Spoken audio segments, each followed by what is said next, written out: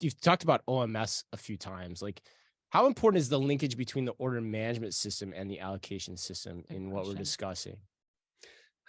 We think it's the secret sauce. Yeah, me too. Maybe it's no longer a secret, but no, So, it's when I mentioned earlier that some of the lessons learned was really the impetus for why we decided to jump into the allocation space.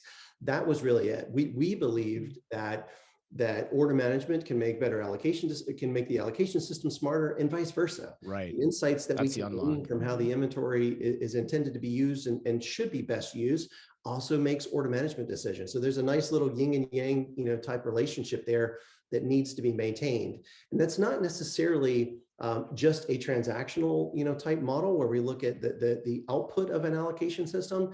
What we really have strived to achieve here is an understanding that when my selling strategy changed, the allocation system just understands that and can shift accordingly.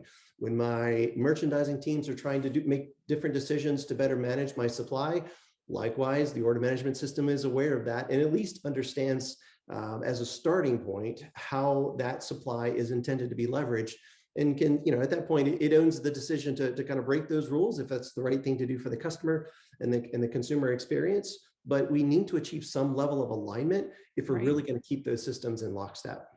And the other point I would add there too is your consumer preferences can change too. Mhm. So you're aligned in terms of how you're going to deal with that. And that consumer preference can change in terms of the types of products they want, or in terms of, as we saw during the pandemic really quickly, how people want to receive their goods. Yeah. And so that alignment is key to make sure that you're able to handle that as a retailer.